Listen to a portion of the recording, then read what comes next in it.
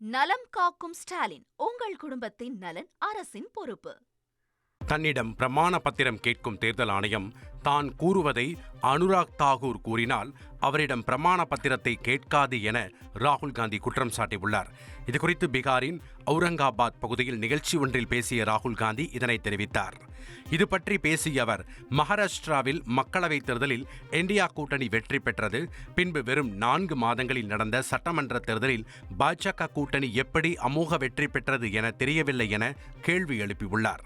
இது குறித்து ஆராய்ந்ததில் 1 கோடி புதிய வாக்காளர்கள் உருவாகி இருந்தது கண்டுபிடிக்கப்பட்டதாக ராகுல் காந்தி கூறினார். இதுபோன்ற புதிய வாக்காளர்கள் எங்கிருந்தாலும் அங்கு பாஜகவிற்கு வாக்குகள் குறையாமல் அக்கூட்டணி வெற்றி பெற்றதாக சாடியுள்ளார்.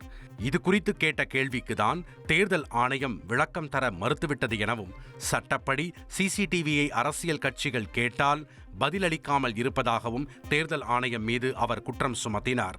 தேர்தல் ஆணையமும் பாஜகவும் இணைந்து பெங்களூருவிலும் இதுபோல திருட்டில் ஈடுபட்டது என உத்தரவாதம் தருவதாக ராகுல் காந்தி தெரிவித்துள்ளார்.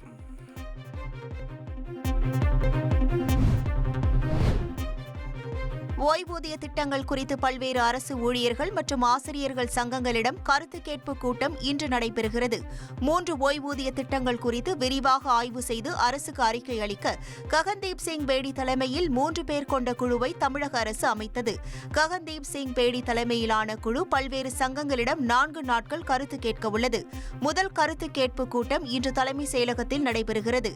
அதனைத் தொடர்ந்து 25ஆம் தேதியும் செப்டம்பர் 1 மற்றும் 8ஆம் தேதிகளில் கருத்து கேட்பு கூட்டங்கள் நடைபெறவுள்ளன. இதில் கலந்து கொள்ள 32 சங்கங்களுக்கு அழைப்பு விடுக்கப்பட்டுள்ளது. ஒரு சங்கத்திற்கு 2 பேர் என்ற அடிப்படையில் நாள் ஒன்றுக்கு 8 சங்கங்களிடம் கருத்து கேட்க திட்டமிடப்பட்டுள்ளது. நலம் காக்கும் ஸ்டாலின், உங்கள் குடும்பத்தின் நலன் அரசின் பொறுப்பு.